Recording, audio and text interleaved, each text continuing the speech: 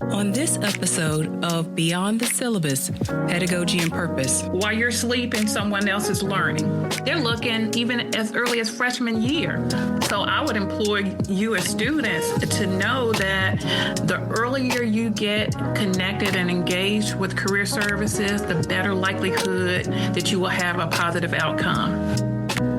Welcome to Beyond the Syllabus, Pedagogy and Purpose. I am your host, Dr. Tiffany Turner-Henderson, and today's conversation aims to address kind of a specific problem that happens with some of our students, like that area between the great work that they're doing in the classroom, those assignments, and then how are we showcasing this or articulating this to our employers? So sometimes the students can explain the what of an assignment, what they were supposed to do, but then they can't say, how is this impacting my learning experience? How is this impacting my toolkit when I move forward? And then more importantly, when they're in interview situations, can they say how that is going to benefit their potential employer, whether it's full-time employment or even internships?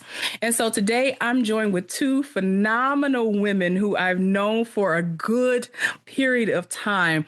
And I have seen them do, again, phenomenal work with students. And so I have Latoya Counts and I have Jennifer Joyner, who have dedicated their talents and time to preparing this next generation of leaders, giving of their time freely to give that guidance and help students be successful in that transition. Sorry, Latoya, I'm going to plug it in a second, that transition from college to career. But the best way to really get to know our guests today is to help them tell their own story directly from them. So I'm going to pause and I'm going to let Latoya and Jennifer kind of tell you about who they are and the heart behind, the passion behind the work. So I'll start with Jennifer. I'll start with you and then come to Latoya. Awesome. Thanks so much for having me today. I'm really excited about having this conversation that's very near and dear to my heart. When you talk about workforce development and young people, I light up. So thanks so much for inviting me to the conversation. I look forward to it today. I would say just a little bit about me. So local to the North Carolina area. I have vast experience. I have a great amount of corporate experience, community college experience, a little nonprofit experience, higher education experience. And all of those things have really worked to develop my style on how I lead and how I develop other people. When I talk about my strengths, what I bring to the table, I'm a maximizer, someone who sees things as they can be. And I think that's what I really enjoy about young professionals. And as they're going through school and matriculating, it's important for them to maximize who they are. I love relating to people. I'm very deliberate in my thought process and pattern and how I connect the dots. So, my job as a workforce development professional is to be someone who is strategic, someone who can assess talent, see the gaps, and then fill those things. So, again, this is my wheelhouse, and I really enjoy working with young people to ensure that they develop and that they're going to school for expecting a rate of their return, right? And I think, you're not just going just to get education, but what are you going to do with it? So I really enjoy that aspect of workforce development and student development. All right. Thank you. I told you they were phenomenal. All right. Latoya, you're up next. Hello. Thank you for having me. I am Latoya Counts. I'm actually a sales coach. I'm a salesperson through and through. My career has always been in sales. And then maybe a decade or so ago, I decided that, I wanted to really help students transition. And that was from me not being able to find students that could fill my sales positions. And it wasn't because they lacked experience or their resume was lacking. It was more because they could not deliver in the interview. And that is where my passion began with 7 Steps, which is a professional development framework really helping students to translate their story into a language that employers are looking for. What I realize is that a lot of students are doing more than they realize. They're solving problems, they're communicating, they're adapting to situations and creating value, but nobody has really shown them how to package that experience into what employers can immediately recognize. And that's the gap that I care deeply about. I am a proud graduate of the Florida Agricultural and Mechanical University. I knew it was coming. I knew it was coming. But I definitely have, like I said, I have a passion for this. Excited to be here and to jump into this conversation.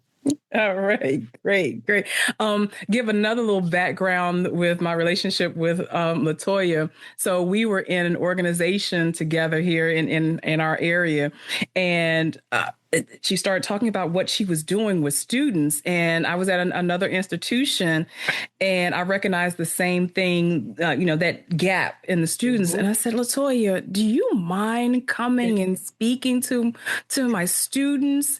And she was like, sure.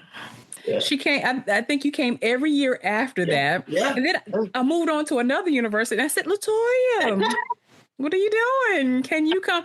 And she's always said yes, and has brought 120% with her to the workshops and helping students understand what to do. And as before we even started recording this session, I told her I sent a couple of students your way. So there'll probably be a few more I send your way. Absolutely. She's a game changer. She's a game changer because I used her as well. Yeah. Exactly. Okay, so let's get into a couple of questions to kind of pick your brain on how we can, and this real conversation is really going to be dedicated to our students, right? Maybe from our undergraduate student perspective, but we're probably going to have some that are in our graduate level or maybe mid-career, and maybe they're listening and want some tips on how to move to the next level in that journey.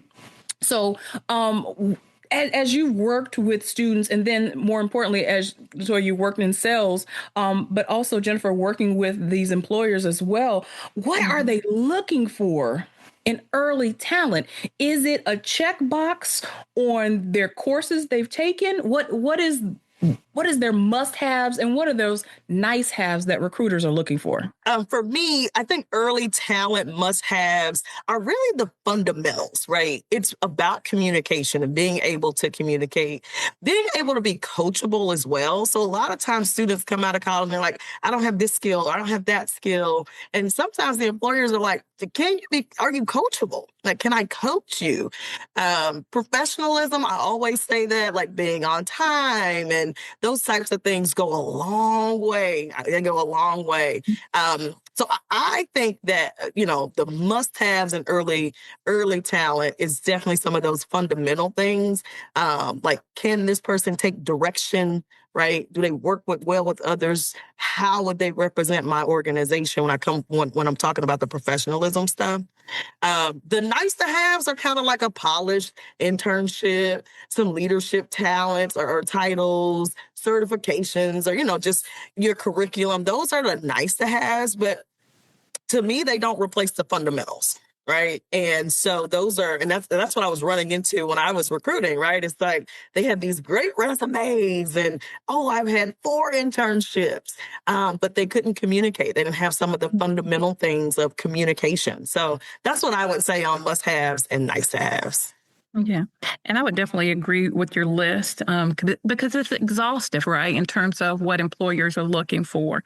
And many times they understand that, these are blank canvases, if you will, right? Mm-hmm. And they know that you have to have a certain skill set in order to come in and be willing and have that growth mindset that, hey, I don't know it all. I need to learn. I need to fully immerse myself. So from what I'm hearing from employers, they're looking for that growth mindset.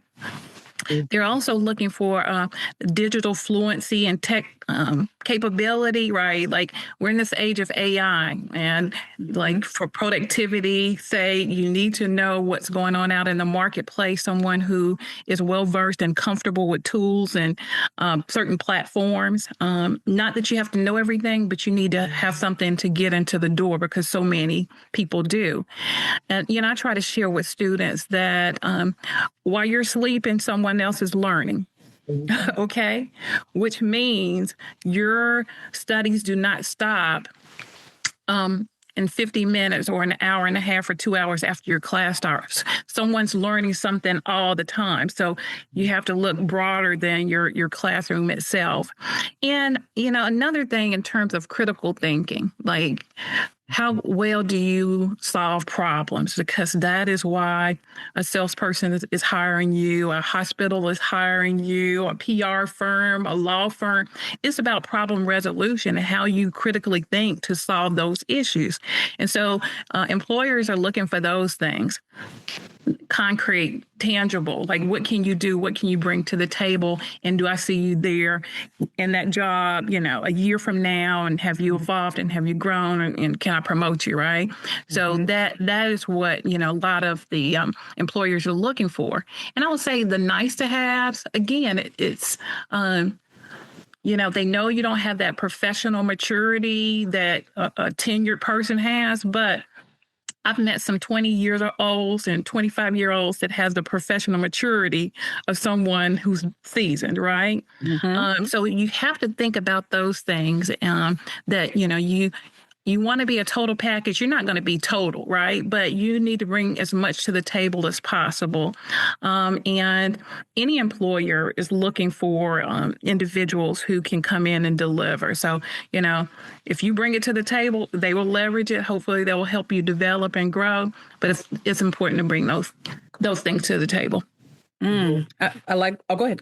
Sorry. I was just add to that. I love everything you said there, Jennifer. I think to add to that is that recruiters aren't just hiring for experience, right? They're looking for how you think, how you work, how quickly can you create value for them. Absolutely. So a lot of times you don't have to have the resume of, a professional, right? You can use that little part-time job you've had, or you can even use like things you've done on campus, organizations and clubs, because there's a lot in there. A lot of how you think always go on thought process. If you're able to convey that, that's exactly what they're looking for. I would say one of the things that I talk about in the classroom is how can you translate your lived experiences to the next level, right? So you have some student athletes and they say, I haven't had a job. I've always played a sport. Unpack that is a sport, job. right? That is a job. Unpack the sport. There's time management that's in there.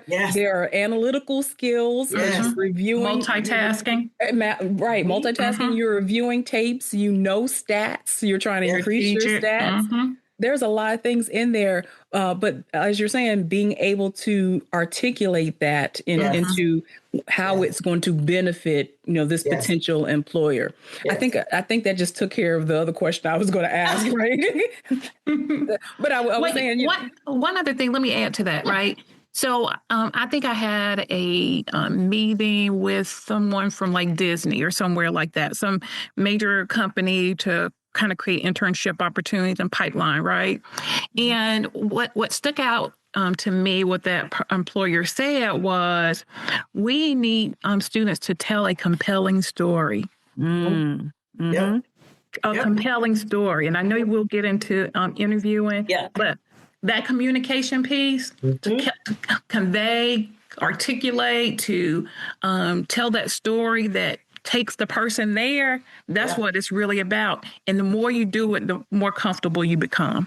Tiffany, I just want to go back to your comment about the athletes, because they're actually my favorite people to coach when it comes to interviewing, because they have so many skills that they don't recognize. Exactly. Conflict resolution is one of them. Absolutely. Right? That's a big one. And they're like, they don't see it that way, but I'm like, yes, you solve conflicts all the time in this team sport, right? like you said, time management, conflict resolution. How do you lose? How do you lose? It's analytical skills, right? That they have with, taking that sport. So I always tell them that sometimes hiring an athlete is going to get you much closer because they already have skills, especially if it's a team sport. They have so many skills that they don't recognize as students. So I like to help students identify those going into interviews. So it looks like we're looking at, the skills that they have, not necessarily the box that they tick within a syllabus, right? They go beyond the syllabus, right? It is these other skills that they practice on a regular basis, both inside the classroom and outside the classroom. That is a greater benefit probably to the employer, as you said, because you can mold that early talent to what you need. But if they're coming with the fundamentals, that's one less thing that we have to overcome. I can teach you the rest of our systems and how do you perform your role, right? And now let's get into kind of cracking this code. So this is a nice little segue into this next area. So as LaToya, as you were saying, you like to work with these student athletes because you can unpack all of these skill sets that they have that may not be tied to a discipline, right? It may not be a finance, it may not be an education thing, but it's still very valuable when it comes to this interview process. And so I know, and I've watched you over the years go through this STAR method of interviewing, this model.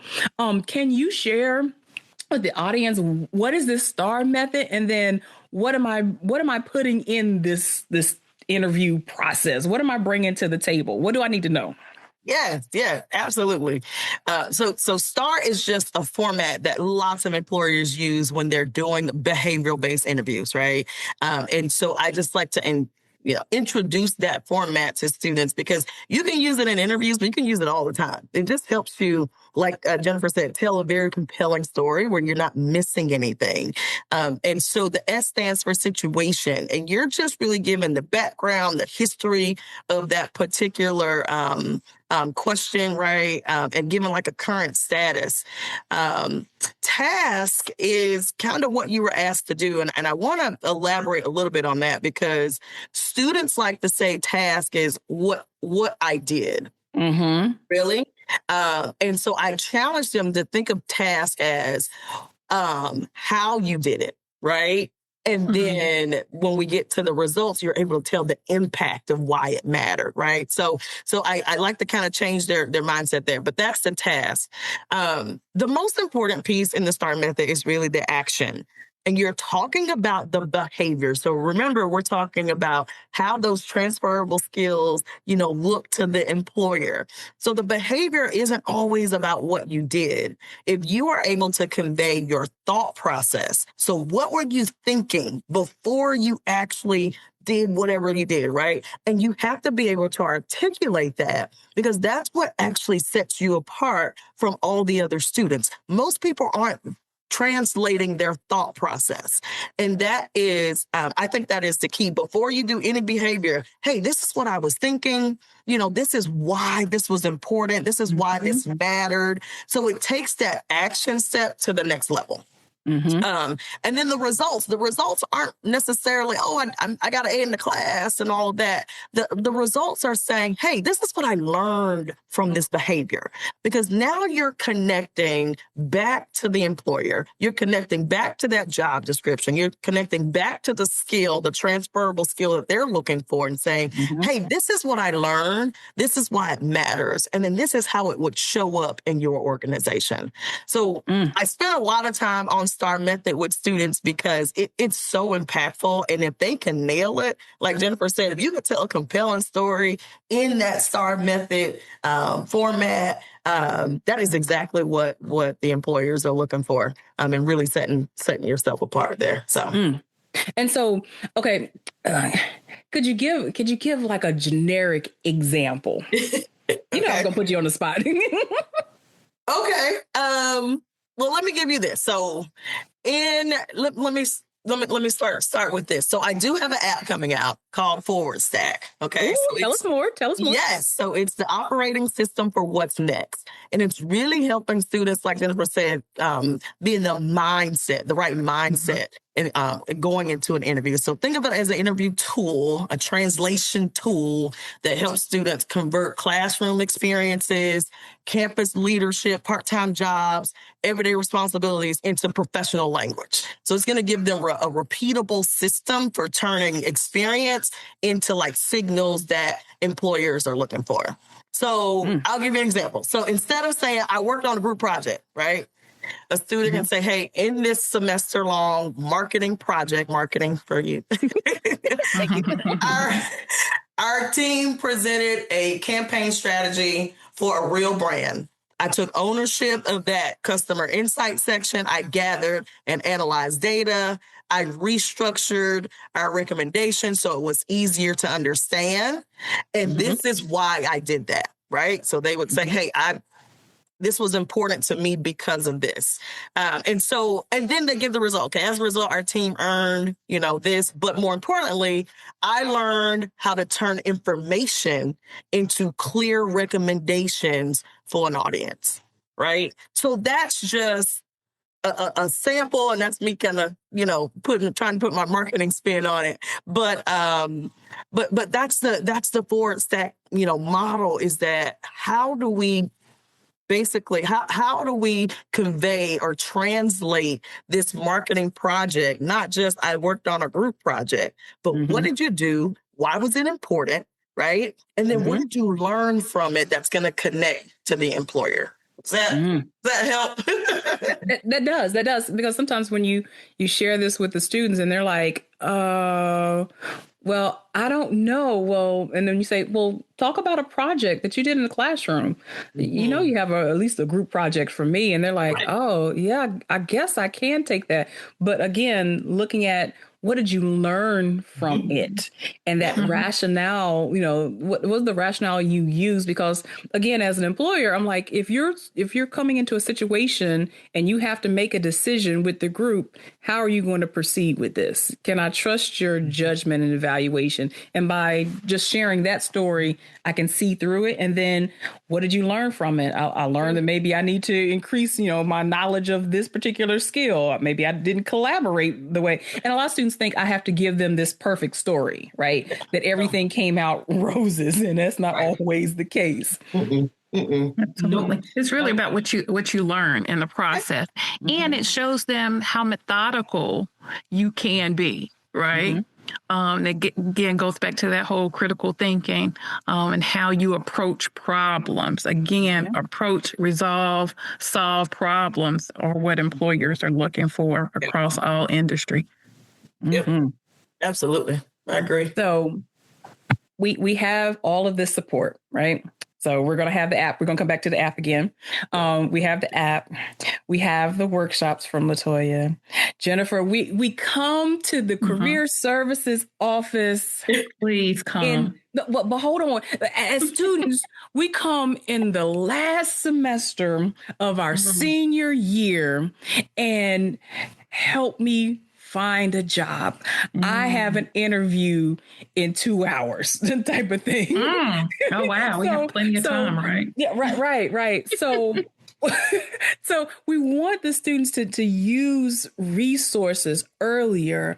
And at the same time, we want this connection between career development, career services, and what's happening in the classroom, so we can plant these little seeds early about how to prepare these stories for interviews. Absolutely. To talk about, the impact and not just the task. And so in an earlier episode, I had Dr. Mary Jordan, who is our career services director at my institution. And she talked about planting seeds early for this beautiful bouquet of student successes. That's not the exact quote, but close enough.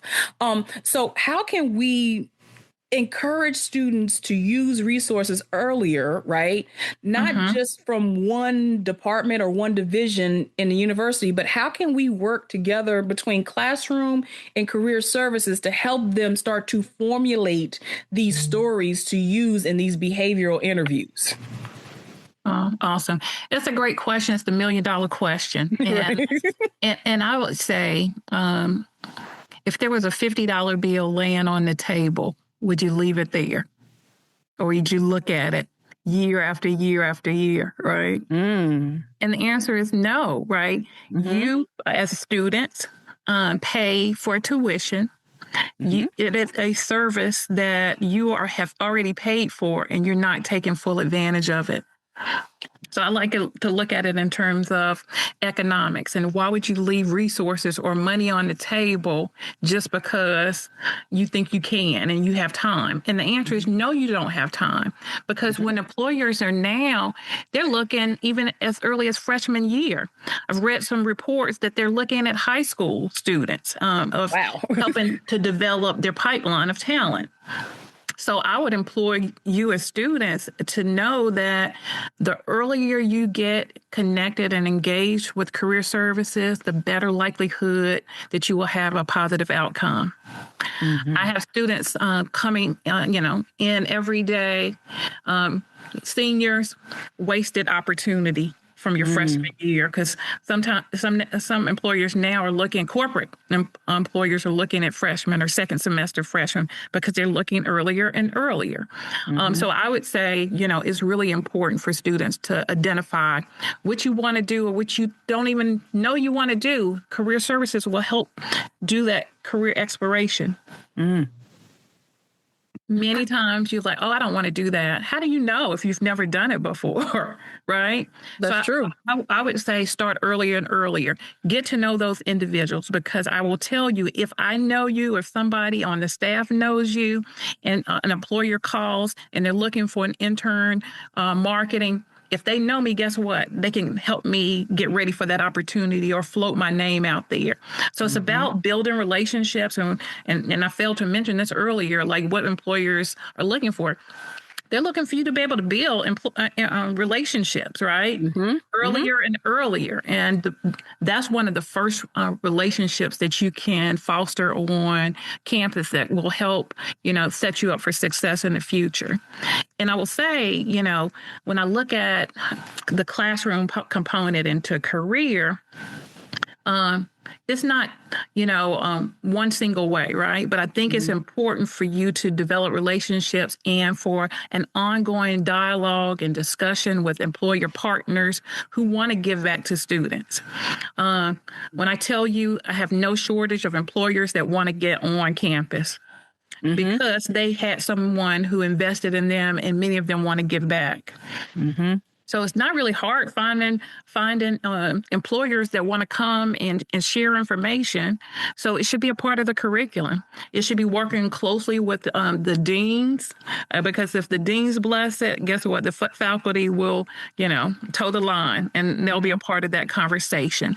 And making sure that you have employers that can bring some depth to share with the students, some lessons learned, to say, hey, I was like you. And, many times if you can see it, you can be it. We have to fully immerse students into those opportunities, even from a diversity standpoint, even from a gender perspective, right? Orientation. Students have to, really, really, really immerse themselves in that type of curriculum where the faculty see how important it is. And it's important for faculty to know, am I current? Am I relevant? Or is this outdated and I don't even need to touch this, right? I need to be focusing on EQ. I need EQ, like different aspects. It's important for employers and for faculty and the universities to have that partnership, because it's not either or, it's both. So and I think, sorry. Go ahead. I was going to say, in terms of like those connections, but it's also assessments, right? It's also students doing podcasts and listening to podcasts, listening to master classes, for them to know what their personal strengths are. Strength finders, I love that, right? Personality assessments. It's really about discovering yourself so you can discover what I'm really good at or what I need some help with. And employers, mentors, people in the industry who are subject matter experts can help you delve into that and almost like help you fast forward or cut the line because you've learned from their experiences. And therefore you could be, light years ahead of where your peers are. So I have a question for you. Are you finding, because you talk about this partnership between employers, industry, and the university itself, and sometimes we have the guest speaker that comes in, right? And it's just kind of like they're here, they share their knowledge, and they're gone. much, and they're on their way, right? Absolutely. So, and just as faculty, like, how can we move toward, or what is that relationship that we can build with these employers more than just the guest speaker for today, but we have these deeper relationships that that they can work closely with students, and then also to inform faculty, because some of us are years removed from industry. Like, how do we forge those type of relationships? What have you seen happen, or ideas of how we can make those deeper relationships in the classroom?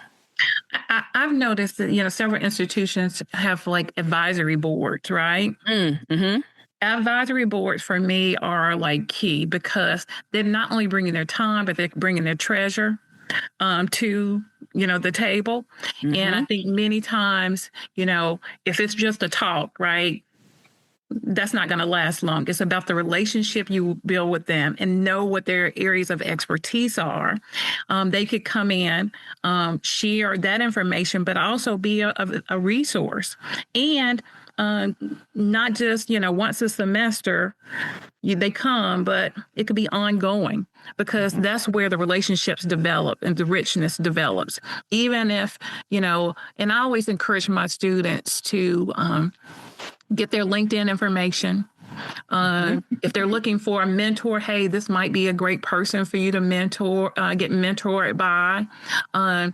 This person can also give you podcasts to listen to. This person can also, invite you to different like meetups, industry meetups, or groups that you might want to be a part of to increase your footprint in that industry. They can help open your eyes to a lot of things that you probably never would have imagined just in one conversation. So it's not just like, wham, bam, thank you, ma'am, like hit it, quit. No, it's developing a strategic working relationship that can follow you for the rest of your life, right? It goes back to that whole adage, you never get a second chance to make a first impression, which is very true.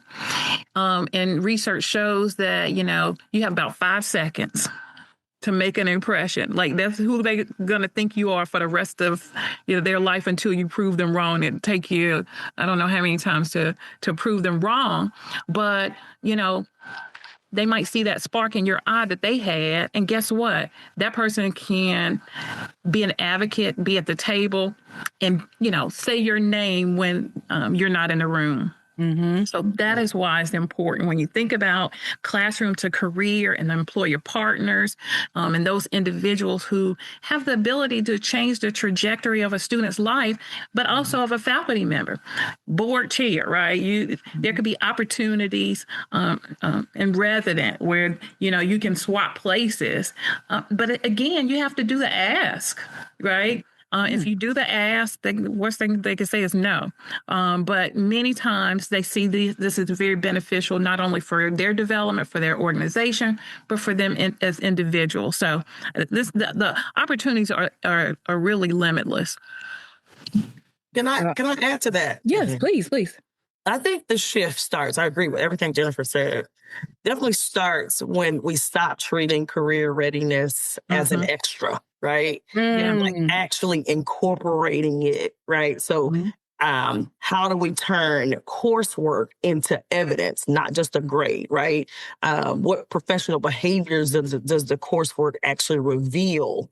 And so for me, when I think about this and really connecting it to the app, right? The forward stack is more so about understanding it starts with the human stack, and that's all about communication and professionalism. So when we're in the courses, like when students are taking courses, how are they self-aware, right? Because some of that stuff can start right there in the classroom. Are they bringing that professionalism? And I know in your marketing course, right, they're required to show up as if they are in a marketing environment, right? Exactly. And so that's so important. Next is more so like the skill piece. So it's more about what you can do, and then connecting that, like Jennifer is saying, connecting that to the employer piece. But really, the final piece is the translation of telling that story to the employer. So not just I took this class, but here's the evidence of the coursework. It wasn't just a grade, right? Yeah. Here's my portfolio that I developed. Exactly. Yes. So that one guest speaker at the end, kind of imagine it more so in a model or assignment where students can reflect on the skills they use, identify value, and then practice speaking it, even using the STAR, right? So that's how you really turn the syllabus into more of a career prep tool, because you're grabbing all of everything they're learning in that curriculum from the actual course. Being able for them to translate that into skills. And now we're speaking in the STAR method straight from the syllabus, right? That's how that becomes career prep. And you're amplifying their voice, right? Yes, I remember someone had reached out and said, hey, I'm a marketing agency and I want to come and talk to your students. I'm like, absolutely, I would love for you to come. They came. And I did a panel. So I had them to bring various departments within the marketing firm. And I'll share you the name later, so you could maybe reach out to, right? Okay, thank you. And they came, they did a panel. They brought 5 or 6 people. They brought some marketing swag. I had a round table. That's how we started the relationship. 2 years in, they was like, well, hey, I said, would you ever consider doing maybe a case study? And they was like, absolutely, we'd love to do a case study. So they came in, gave us a case study, and the case study was an actual client. The actual client was a major fast food chain in this area. And they had to help roll out wings. So I'm telling you something that just started as a speaker. Then we got the dean involved. Then we got the marketing professor involved. Then they start building, relationships and hobnobbing. And we went over there and tested the products, and the students enjoyed it. Then the faculty start telling other faculty, and they're like, hey, how can I get in on this, right? So that's how you're creating the culture that is about experiential learning, and everybody can convene and make it even so much better. We ended up having a competition. Where we invited other students. The other students came, and of course the fast food chain, they actually, did all of the tally and votes and stuff like that. But everybody had a say. And again, they had an opportunity to present out, do the research. That was a STAR, unlike anything that they could have had just by meeting someone the first time. And, we had a winning team, and they got bragging rights, and they got some money for it too, right? And it spotlight the university to show that's the kind of partnerships, not just superficial, but really, really deep relationship. Those deep relationships. And I was gonna go left field. I'm gonna try to go left field. If we don't want to go left field, just let me know. We can go. We can go. Because Jennifer, you started talking about these deeper relationships and having the advisory councils and case competitions. I'm going to turn a little bit from that. So we talked about this interview process, and Jennifer and LaToya, you can work with me on this one. So what if I am not ready for an interview? Maybe I'm not looking for that. What if I'm looking for a mentor or a shadowing opportunity? How do I go about that? Oh yeah. I know that wasn't originally No. the topic, but when you said that, I thought about that. What about those students who are not looking for that, but they're looking for some type of exposure, and they need someone that will help them maybe with their social capital so that they can learn more about the skills they will need individually. Yeah. And I think that's why it's so important to go to career services early, sooner rather than later, right? It's like, oh, I don't get ready, I stay ready. But in order to stay ready, you got to get ready, right? So do you have a polished resume, right? Do you have an elevator pitch? Are you well versed in STAR, right? Those are the things, the preliminary things that are the must-haves to get you to the point where you're actually getting these opportunities. So we want to develop you. We don't want to just throw you in and then hope you swim. No, we're teaching you how to swim, right? And so I think it's really important for students to know that there is prep work that has to be done in order to show up and show what you're capable of doing. And many times I'm talking to freshmen, I'm like, do you have a resume? I say 8 times out of 10, they say no, they don't have a resume, right? And my eyes light up. I'm like, well, you're in the right place, right? And even for the 2 that might have them, you're in the right place to even make it better. It's the living, breathing document that will continue to follow you for the next 60 years while you're working, right? Things don't change. They might evolve and fall off, but they won't change. So I think it's important for students to know that you have to put in that work, and that's not going to happen by chance.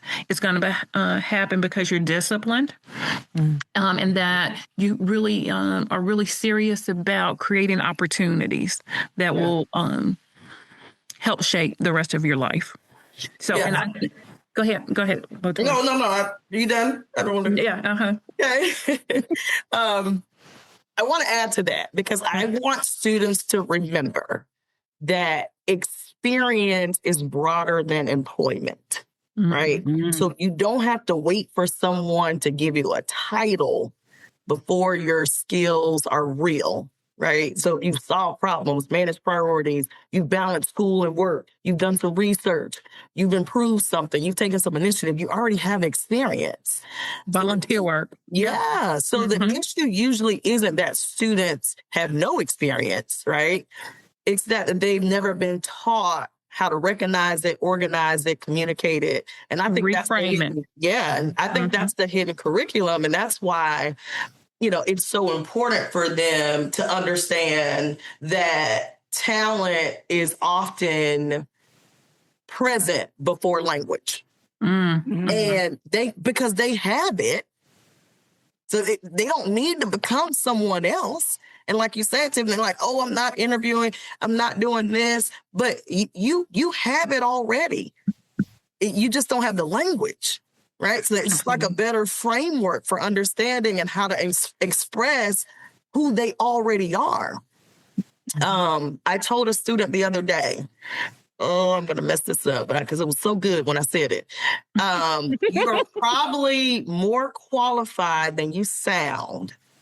And that's the translation problem, not the talent problem. Oh, wow. Yeah, that's good. Right. So because think about it, like you said, I'm not ready, I'm not this. And so they're limiting themselves. And so that's the pep talk that they need. It's not a talent issue most of the time. Right. And you're just like, oh, they got to get ready to stay ready. Yes, I agree. There's some prep that needs there because you got to translate that. Right. Absolutely. Yeah, you might be the top in your class. You might be the campus president, SGA. You have all of these things, but you haven't translated that yet. So it's not a talent problem at all. Yeah. I love all these little gems that they're becoming highlights for the teaser for this episode. Thank you. You make my job a little easier. Teamwork. All right. Exactly. All right. So let's see. We'll wind down a little bit here. So before we kind of close out this session, I want to give our listeners, and like I said, more than likely it's going to be students or those who are going to share this with students, something that they can immediately start like cracking this code of here's my talent and how I am articulating this to others. So what is the one thing, could be more, but the one thing that you want students to remember when they feel like they don't have that real world experience? What is their inspiration? What is that reminder? Yeah. I would say professional journaling. Okay. I think that's important because it starts training your brain to see opportunities, right, for problem solving.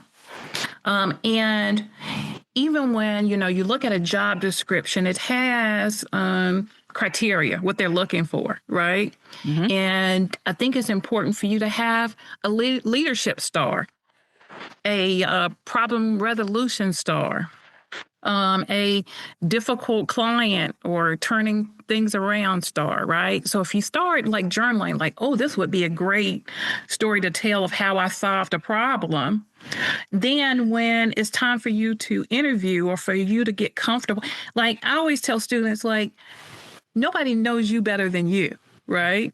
And when you know and you know the things that happen to you, you can tell a story better than anybody else can, right? So by you jotting things down, and I have hundreds of stars over the years that I've written down and say, oh gosh, this is great. Like I solved the hell out of that problem, right? Right. But I think it's important for students to start thinking that way, because that's what employers are going to ask you, the situation and the task, your action and your result. And your result should always be meaningful or impactful. Is it always going to be positive? You find a span of way to frame that so it can be a positive. As a result, I learned to never do that again, right? Mm-hmm. Again, it's about how you frame things. But I think professional journaling helps you get that confidence. And I think a lot of employers look for confidence, right? And the more you know your stuff, the more confident you are. And, employers can like sense it a mile away if you're like kind of unsure or you're not sure about what you really did. You can't convey it that way. Guess what? That they're going to see it. They're going to sniff it and smell it. And it's like, okay, that person lacks confidence. And confidence is something that does not happen overnight, but something that you develop, during your time at university. Mm-hmm. And I'm going to build right on that with the confidence piece and more so on, we talked about it earlier, on shadowing and truly, taking time. So you don't have the real world experience, but I literally help students craft and draft a shadowing letter to companies just saying, hey, I think I'm interested. I'm not sure. Do you mind if I, come shadow somebody for an hour or two just to see that? Because sometimes reading a job description doesn't really tell you what that job does, right? Exactly. And so sometimes you need some real experience or real, exposure to some of these industries before you decide you want to actually do that. So, and that's going to build your confidence. So if you say you got a shadow day with 2 or 3 companies in the same industry, now you're very confident in talking to anybody, any recruiter in that in that industry. So I just want to add on to what Jennifer said is, just adding that piece on professional journaling I think is really good.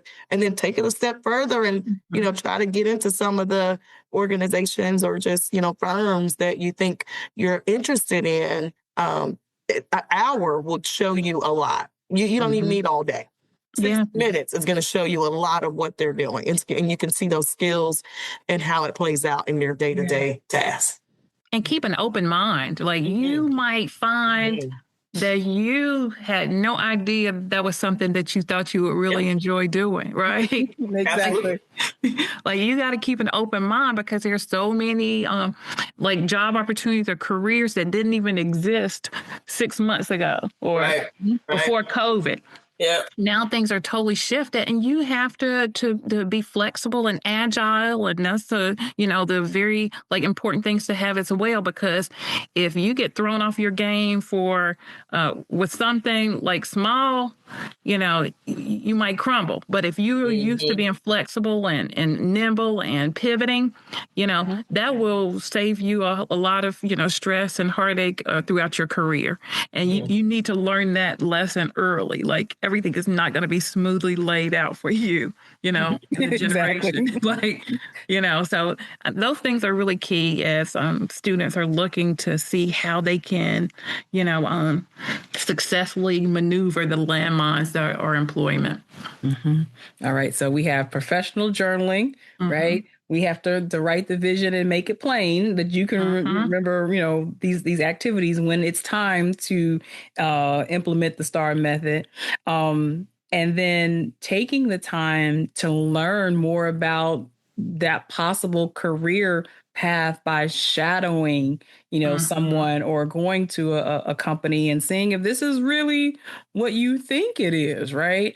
And then I'm just kind of recapping, and then just being flexible. And I think that's one thing I share with the students as they begin looking for job opportunities, and they're looking for a specific name in the title or a specific name in the company.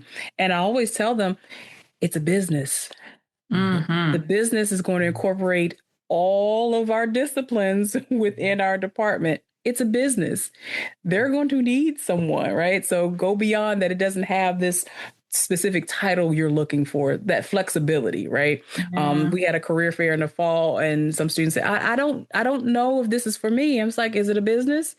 Well, yes, they're going to need you and your skills in that business. I'm only talking from the business perspective, but it's a business, right? So being flexible and thinking, maybe I'm not going to work for this ad agency. Maybe I'm working for the school system. There's a whole communications and marketing department in a school system. And it was like light bulb moment for some. Oh, ding, ding, ding. Yeah. Oh, I didn't think about that. Yes. Opportunities are there. You just have to look beyond what you set as being the standard of a job title for you. Yeah. All right. So I always say, like, your degree is just an entry, right? That can get you in the door, but your skill set, those transferable skills, you can do anything. You have people who are opera majors who are now CEOs of banks, right? So that's just a precursor to you finishing something. But what skills do you bring to an industry that you didn't think that was an option for you? So students have to think bigger and broader, and not just linear and narrow in their scope. So I have one more question for you. What is we talked about journaling, shadowing, flexibility. Okay, so those are more than one item for them to remember. What is maybe one action that they can take today or tomorrow that helps them to make this alignment between what they're learning on campus, right? Whether that's in the classroom or through sports or through student organizations. What's that one action item they can do right away that adds to their professional story? I would say if they could take just the most recent assignment and run it through like a quick, I call it 4 steps, right? What was the assignment? What skills did you actually use? What challenge did you overcome, or what decision did you have to make? And then why it mattered, right? Because what was the result, the takeaway? And then take those and create a compelling story like we started out with. And then I feel like that is, if you could do that with everyday assignment, everyday things, you're going to start to connect the dots. You're going to start to connect the dots between a basic assignment that you're like, I just got to turn this report in. Now you're connecting the dots to what skill did you actually use to get this assignment done? And you don't have to think on a broad scale, right? It could be something very simple. I had to analyze some data. That's a skill set, right? And you take that, and then now you're turning it into a STAR story. So I know I use that. I think use the example of I wrote a paper. You analyze some resources. You built a clear argument.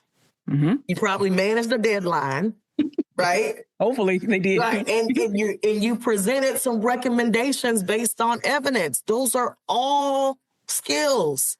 That's the beginning of a professional story right there. Mm-hmm. Right? Name the task, the skill, whatever signal is, connect it back to the value. So it really is a habit that can change how a student interviews, how they network, how they write their resumes, and even how others see them, right? Because now you're talking in this professional story and you're not just saying, I did an assignment, I turned my report in, right? Now you're saying, hey, I managed the deadline. I presented some recommendations based on evidence that I found. Right now, you're talking in different language. So my one action is pick one assignment that you've done or one assignment that you have this week. Write it down. What did you do? What skills did you prove or use? And then why it matters and why would it matter in the workplace? And connect that. And now and just start doing that. Just do it with one assignment now. But if you do it more often, you're able to connect your assignments to your skills, to what's actually expected from employers. Mm-hmm. Well done. I would say what I would have the student to do is, I think access and exposure are really key. We're talking about experiential learning opportunities. And I think it's important for students not to take anything at face value. They need to do their own research. Okay. Mm-hmm. Mm-hmm. And I think it's important for them to research, for them to cross-reference, for them to Google, for them to AI it, for them to listen to different vantage points and personalities before they develop their own, develop their own, but then just kind of make sure that they are like cross-referencing. So they don't have just flat, a multi-dimensional approach to their development, right? Mm-hmm. So keeping that in mind, I would ask them to join some type of professional group. Whether it's like if you're an accounting major, you find an accounting group that you could go in. They love students, and many times they will let students join for free, right? Mm-hmm. Mm-hmm. Therefore, you're like increasing your social network, right? You're learning jargon or verbiage or business acumen from that respective area. You're meeting people, you're attending events. They're talking about things that are relevant to that industry. You're learning things that probably your professors haven't even touched yet because they don't know that there's something new coming down the pipeline. So I would, even if it's a podcast or even if it's a newsletter group, right? Make sure that they're getting access to things that they might not be getting in the classroom. And that's incumbent upon them, not, the teacher, faculty spoon feeding them, but a quest for knowledge so they will become lifelong learners. And that right there could be the difference between, somebody who, has a 1 or 2 opportunity and someone who has 10 opportunities. It's well within their reach to be able to develop those type of relationships in small group settings like that. Some might have as few as 5 or 10 people, but then you might have larger groups that have 100, like you have greater opportunity. So I think, I would say, join a professional group and cross-reference and check everything and don't take anything at face value, do their own research. Well, that's value, especially in our time of AI. Yeah. Right? Check. That don't even make sense. Always verify. Yes. All right. Well, ladies, I thank you again for joining me in this conversation today. We talked about a couple more things that gave me some ideas of some other episodes. So, just be ready, right? Be ready. I'm going to probably call you back for some more things. So where can we find you if we want to continue this conversation outside of the podcast? Absolutely. I think from a professional standpoint, I always lead students to follow me on LinkedIn, become a connection. I try to communicate frequently and often there. My contact information is there. My email address is there. That's just one way I think that students can always have immediate access. And I've given it out to students that didn't even go to the university I was working at. And I've built a lot of professional networks through that channel. So, employers spend a lot of money on the tool. So make sure you're leveraging it, creating opportunities for yourself and staying in the know. So Jennifer Joyner on LinkedIn. All right. Yeah, and I would say same. You can find me, LaToya Counts, on LinkedIn. I can also have a website, 7-Step Transition, where you can see all the workshops that I have and more information on the Forward Stack app that's coming out as well. So coming soon there. But yeah, 7steptransition.com. That's the number 7steptransition.com. How do you spell Forward Step? Forward Stack. So just forward, FORWARD stack. So it's called Forward Stack. All right. The operating system for what's next. So basically helping you just come up with what's next. Awesome. All right. We're going to put all these links in the description of the podcast as well and on the website. We're going to have all this information. So make sure you're writing it down as you're listening to the podcast, but they will be in the links will be in the description, and it'll also be on the website for Beyond the Syllabus Pedagogy and Purpose.com or go beyond the syllabus.com. All right. So ladies, thank you again for being here. And this will conclude this conversation of Beyond the Syllabus Pedagogy and Purpose. Oh gosh, I'm tongue tied at the end. We look forward to seeing you next time. Awesome. Thank you so much. Yeah. Thank you for joining us on Beyond the Syllabus, Pedagogy and Purpose. Today's conversation is a reminder that growth, leadership, and learning don't end when the class does. They evolve through experience, reflection, and intentional action. If this episode resonated with you, I encourage you to reflect on what stood out most and how it connects to your own journey beyond the syllabus. Be sure to subscribe, share this episode with someone who could benefit from the conversation, and continue engaging with us as we explore what it really means to learn and lead in the real world. Until next time, I'm Dr. Tiffany Turner-Henderson, and this is Beyond the Syllabus, Pedagogy and Purpose.